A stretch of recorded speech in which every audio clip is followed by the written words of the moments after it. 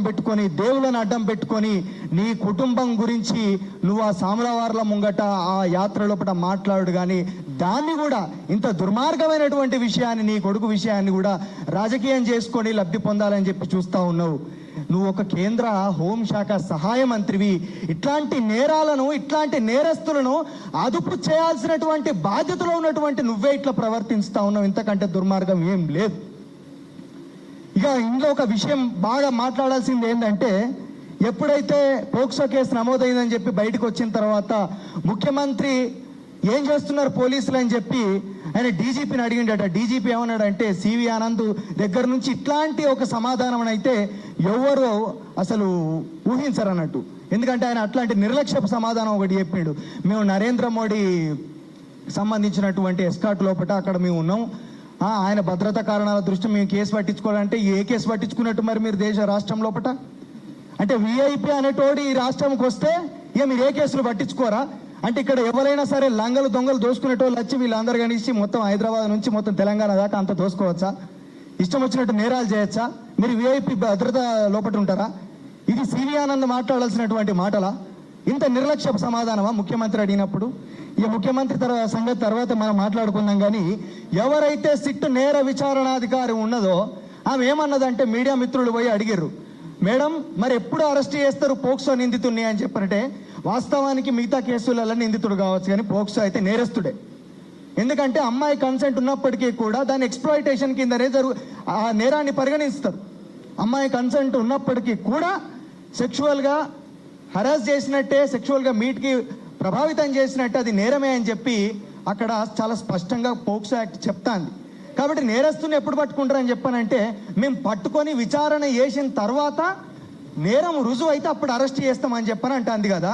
So కాబట్టి ఎవరైతే ఈరోజు జైళ్లలో రాజకీయ ఖైదీలుగా ఉన్నారో, ఎవరైతే ఎట్లాంటి నేరం చేయకుండా జైలుకు పోయిన వాళ్ళు ఉన్నారో, మీ అందరికి ఒక మంచి ముచ్చట ఏంటంటే, వాళ్ళ కుటుంబ సభ్యులకు మేము చెప్తా ఉన్నాం, కుటుంబ సభ్యులారా గొడ్డల్లో అందుకుంటారో లేకపోతే పెద్ద పెద్ద సుత్తులు అందుకుంటారో పోయి జైలు గోడలు బద్దలు కొట్టి మీ వాళ్ళు అందరిని తీసుకొని రారి. నేరం రుజువైన తర్వాతనే వాళ్ళని జైలుకు పంపుదాం మనం ఈరోజు. ఎందుకంటే అది స్వయంగా ఐపీఎస్ అధికారి చెప్పింది, మరి నేర విచారణాధికారి చెప్పింది కాబట్టి ఈ మాట మాట్లాడుతూ ఉన్నాం. మీరు రారి మొత్తం అందరు ఎవరెవరైతే అసలు ఎట్లాంటి నేరాలు చేయకుండా పోయి జైళ్ళలో ఉన్నారో, ఇంతవరకు ప్రూవ్ కాలేదో, కేవలం ఆరోపణలు మాత్రమే ఉన్నాయో, వాళ్ళందరూ కూడా వాళ్ళ కుటుంబ సభ్యులు పోయి జైలు గోడలు బద్దలు కొట్టుకొని తీసుకొని రారు ఈరోజు. ఇక దాని తర్వాత ఇంకొక ముచ్చట ఏంటంటే, ఈయన ఈమెయిల్ పెడతాడు, బండి సంజయ్ కుమారుడు అబ్స్కాండ్ అని చెప్పి పోలీసులు చెప్తా ఉన్నారు. అబ్స్కాండ్ అయినోడు, పారిపోయినోడు, నువ్వు తప్పే చేయనప్పుడు ఏం తప్పు చేయలేదు అని చెప్పి, అమ్మాయి తప్పు చేసిందని చెప్పి అమ్మాయి గురించి ఇష్టం వచ్చినట్టు విష ప్రచారం చేస్తున్నటువంటి ఆ అమ్మాయి యొక్క ఐడెంటిటీని రివీల్ చేసినటువంటి సోషల్ మీడియా ఛానల్స్ ఏవైతే ఉన్నాయో వాళ్ళందరి మీద పోక్సో యాక్ట్ అప్లై అవుతుంది. వాళ్ళందరికీ కూడా 6 నెలల నుంచి సంవత్సరం జైలు శిక్ష పడాలి పోక్సో యాక్ట్ ప్రకారం, అమ్మాయి గుర్తింపును రివీల్ చేసినందుకు. ఆవిడ గొప్పడని చెప్పి చెప్తా ఉన్నారు కదా, మరి పోలీసులేమో మాకు దొరకలేడని చెప్పానంటే, మొన్న ఇదివరదాకా ముచ్చట వచ్చినట్టు మొన్న కరీంనగర్లో దొంగతనం జరిగితే అక్కడ దొంగతనం చేసినటువంటి దొంగలు కూడా దొరికిర్రు. ఇవాళ రేపు ఎక్కడున్నాం, మీరు ఎవరెవరితో మాట్లాడతారని చెప్పి ఫోన్ బట్టి సమాచారం మొత్తం కూడా పోలీసులే ఇస్తారు అప్పుడప్పుడు. మరి అట్లాంటిది బండి సంజయ్ కొడుకు మాత్రం దొరకలేడు. కానీ బండి సంజయ్ కొడుకు లేఖ పంపిస్తాడు. ఎట్లా పంపిస్తాడు? ఈమెయిల్ తోటి పంపిస్తాడు లేఖ. ఏమని, నాకు వీలైతలేదు, నాకు వ్యక్తిగత కారణాల దృష్ట్యా నేను రాలేకపోతానా, కాబట్టి ఒక 2 రోజులు నాకు టైం ఇయ్యి అని చెప్పి ఆయన డైరెక్ట్ పోలీసులకు ఆయన ఒక లేఖ పంపిండు ఈమెయిల్ ద్వారా. కాబట్టి ఈ రోజు కూడా ఏంటంటే, ఎవరినైనా పోలీసులు ఎంక్వైరీ పేరు మీద పిలిస్తే, ఎవరినైనా ఒకవేళ నార్మల్గా మీరు పలానా కేసు బుక్ అయింది, మీరు ఇక్కడికి వచ్చి హాజరు కావాలని చెప్పి కోర్టుకు పిలిచిన మాకు వర్కౌట్ అయితే లేదు, వ్యక్తిగత కారణాలు ఉన్నాయి, మేము రామని చెప్పి తెలంగాణ ప్రజానికం మొత్తం కూడా చెప్పుండ్రి, మేము రామని చెప్పుర్రి. అంతలో అయితే మీరే రారే అని చెప్పుర్రి, మీరే వచ్చి ఏం రాసుకుంటారో రాసుకొని స్టేట్మెంట్ తీసుకొని పోర్రి అని చెప్పారు. ఎందుకంటే స్వయానా హోంమంత్రి కొడుకే మరి అట్లాంటి ప్రత్యేక చట్టమా? All are equal to before law, మేమంతా కూడా సమానమే కదా. బండి సంజయ్ కొడుకు అయితే ఏంది, మేమైతే ఎవరైతే ఏంది, ఎవరు నేరం చేసినా లేకపోతే ఒకవేళ ఎవరికి ఎంక్వైరీ ఉన్నప్పటికీ కూడా వాళ్ళందరూ మీరే అవసరమైతే అంతలో అయితే మా దగ్గరికి రారు కానీ మేము రామని చెప్పి చెప్పుర్రి. ఎందుకంటే ఇది ఈ ప్రవర్తన అనేది అంత దారుణంగా ఈరోజు కనబడతా ఉన్నది. పోలీసుల ప్రవర్తన కావచ్చు, అదేవిధంగా ముఖ్యమంత్రి రేవంత్ రెడ్డి ప్రవర్తన కావచ్చు. అసెంబ్లీలో ఏమన్నావా నువ్వు? మరి ఈ సినిమా డైరెక్టర్లకు, సినిమా ఆ స్టార్లకు, ఈ రాజకీయ నాయకుల కొడుకులకు ప్రత్యేక చట్టాలు ఏమన్నా పెట్టుకుంటే మరి మీరు పెట్టండి అధ్యక్ష, మేము పాటిస్తాము, మరి వీళ్ళు తప్పు చేస్తే అరెస్ట్ చేయొద్దని చెప్పని అంటారు కదా అని చెప్పి గంభీరోపన్యాసం ఇచ్చినావు కదా రేవంత్ రెడ్డి. ఈరోజు నేను ఒక ప్రశ్న అడుగుతా ఉన్నా. లా అండ్ ఆర్డర్ లేదు తెలంగాణ లోపట. బండి చక్రాల కిందట నిమ్మకాయ నలిగినట్టు నలిగిపోయింది ఈరోజు. అందుకే బండెనక బండి గట్టి 16 బండ్లు గట్టి అబ్స్కాండ్ అయ్యింది కదా. ఏ బండ్లే పోతివి కొడుకో ఓ బండి సంజయ్ కొడుకా. బండెనక బండి గట్టి 16 బండ్లు గట్టి ఏ బండ్లే పోతివి కొడుకో ఓ బండి సంజయ్ కొడుక. ఏ బండ్లే పోతివి కొడుకో ఓ బండి సంజయ్ కొడుక. కలుగుల దాగినట్టి ఎలుకాల సంపెటోళ్లకు అడవిలో అన్నలాను వేటాడి సంపెటోళ్లకు. కలుగుల దాగినట్టి ఎలుకాల సంపెటోళ్లకు అడవిల దాగినట్టి అన్నాల సంపెటోళ్లకు. బండి కొడుకు దొరకడంట, బండి కొడుకు దొరకడంట. ఎంత తెలివి నీది కొడుక, ఎంత తెలివి నీది కొడుక ఓ బండి సంజయ్ కొడుక, ఓ బండి సంజయ్ కొడుక. బండెనక బండి గట్టి 16 బండ్లు గట్టి ఏ బండ్లే పోతివి కొడుకో ఓ బండి సంజయ్ కొడుక. ఏ బండ్లే పోతివి కొడుకో ఓ బండి సంజయ్ కొడుక.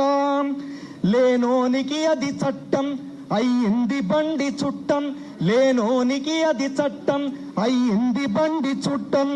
అబారెస్ట్ అంటే కష్టం రేవంత్ రెడ్డి ఇష్టం, అబారెస్ట్ అంటే కష్టం రేవంత్ రెడ్డి ఇష్టం. ఎంత కదరు నీది కొడుకో, ఎంత పేరు నీది కొడుకో, ఎంత కదరు నీది కొడుకో, ఎంత పేరు నీది కొడుకో ఓ బండి సంజయ్ కొడుక. బండెనక బండి గట్టి 16 బండ్లు గట్టి ఏ బండ్లే పోతివి కొడుకో ఓ బండి సంజయ్ కొడుక. ఈ రకంగా బండి సంజయ్ తన కొడుకుని దాచిపెట్టి ఆయనే నాటకాలు ఆడతాడు. ఈరోజు అది ఆయన పోలీసులకు దొరకడట, ఆయన ఈమెయిల్స్ పంపిస్తాడట. ఇవన్నీ పక్కన పెడితే ఇక మీడియా ఛానల్స్ ఏవైతే ఈరోజు ల్యాబ్ డాగ్స్ లెక్క, పెంపుడు కుక్కల లెక్క ఎవరైతే ప్రవర్తిస్తూ ఉన్నారో ఈ రాజకీయ నాయకులు, ముఖ్యంగా బండి సంజయ్ పెంపుడు కుక్కల లెక్క ప్రవర్తించేటటువంటి మీడియాలు అమ్మాయి యొక్క క్యారెక్టర్ని కంప్లీట్గా అసాసినేట్ చేసుకుంటా ఇష్టం వచ్చినట్టు ఆమె ఒకవేళ ఆమె అత్యాచారానికి బలవంతంగా గురైతే వానితోటి ఫోటోలు ఎందుకు కూర్చున్నది, వానితోటి ఎందుకు అన్నం తినిపించింది అని చెప్పని మాట్లాడుతున్నారు కదా. ఒక లాజిక్ ఇక్కడ ఏంటంటే పబ్బులకు 21 సంవత్సరాల వయసున్నటువంటి 21 సంవత్సరాలు నిండినటువంటి వాళ్ళను పంపించమని చెప్పి వాళ్ళు అక్కడ ఒక బోర్డు పెట్టుకున్నారు. ఆ నియమం ఇప్పటికైతే నడుస్తుంది కాబట్టి. కానీ చాలా ఇన్ఫ్లుయెన్స్ చేయగలిగేటటువంటి, ప్రభావం చేయగలిగేటటువంటి శక్తి ఉన్నటువంటి బండి సంజయ్ కొడుకు వల్లనే మేము ఆ అమ్మాయిని పబ్లకు మేము రానిచ్చినామని చెప్పి అక్కడ ఉన్నటువంటి పబ్ నిర్వాహకులు చెప్తా ఉన్నారు. మరి దీనికి ఏమంటారు అంటే ఆడేమన్నా పతిత్త, ఆడేమన్నా పోరాడు. ఆల్రెడీ నేర చరిత్ర ఒకసారి ఉన్నది, దాన్ని పరిగణలోకి తీసుకోవాలి కదా పోలీసులు. 2 ఎఫ్ఐఆర్లు ఉన్నాయి మనోడి మీద, ఈ పుడింగి మీద 2 ఎఫ్ఐఆర్లు ఉన్నాయి ఆల్రెడీ. అయినా వాటిని ఎక్కడ కూడా నేరం కింద తీసుకోలేదు, గతంలో చేసినటువంటి నేరాల కింద పరిగణలోకి తీసుకోలేదు వాళ్ళు. ఇట్లా చాలా రకాలైనటువంటి సిస్టమిక్ నెగ్లిజెన్స్ జరుగుతున్నటువంటి నేపథ్యంలో ఇది మాత్రమే కాదు. ఈరోజు బండి సంజయ్ కొడుకు, రేపు ఇంకొక విఐపి కొడుకు, ఇంకొక రాజకీయ నాయకుడు కొడుకు, ఇంకొక డబ్బున్నోని కొడుకు, ఎవరైనా సరే ఈ చట్టాలను, రాజ్యాంగాన్ని ప్రభావితం చేయవచ్చు డబ్బుంటే, అధికారం ఉంటే అని చెప్పినటువంటి విషయం ఈరోజు చాలా స్పష్టంగా అర్థమవుతా ఉన్నది. ఈరోజు బడేమియా చోటమియా అన్నట్టు ఇద్దరు నేరం బయటకు వచ్చిన తర్వాత కూడా ఒకే వేదిక మీద కూర్చొని ముసి నవ్వులు నవ్వుతా అంటే వాళ్ళ యొక్క మైత్రి బంధం పరదసాటుకు వాళ్ళు ఎంత గొప్పగా ఫ్రెండ్షిప్ తోటి ఉన్నారు అన్నటువంటి విషయం కూడా ఈరోజు అర్థమవుతా ఉన్నది చాలా స్పష్టంగా. పౌర సమాజం మొత్తం స్పందిస్తూ ఉన్నది. మొత్తం కూడా ఈరోజు తెలంగాణ సమాజం అంతా బండి సంజయ్ కొడుకు చేసినటువంటి నిర్వాహకం ఏదైతే ఉందో అది ఏది కూడా కరెక్ట్ కాదు అని చెప్పి ఈరోజు అంటా ఉంటే, కాకపోతే ఈరోజు పప్పెట్ మీడియాస్ ఏవైతే ఉన్నాయో, ఏవైతే ల్యాబ్ డాగ్ మీడియాస్ ఏవైతే ఉన్నాయో, పెంపుడు కుక్కల్ లాంటి మీడియాలు ఎవరైతే ఉన్నాయో అందులో మహిళలు కూడా ఉన్నారు. ఒక మహిళ గురించి కూడా ఇంత మహిళ ఆ కన్సెంట్ లేదా మీకు, ఆ కన్సర్న్ లేదా? ఒక సాటి మహిళ కూడా కాదు కదా, బాలిక కదా, మైనర్ కదా, మైనర్ కాదు మేజర్ అయితే చేస్తారా? మేజర్ అయితే అత్యాచారం చేయొచ్చునా, బలాత్కారం చేయొచ్చునా, ఈ రకంగా ప్రవర్తించవచ్చునా, ఐడెంటిటీని రివీల్ చేయొచ్చునా? ఇవన్నీ కూడా ప్రతి ఒక్కరం మాట్లాడేటందుకు సిద్ధంగా ఉన్నాం.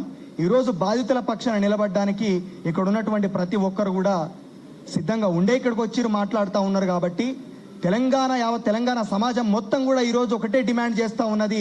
వాళ్ళ తరపున మేము మాట్లాడుతూ ఉన్నాం.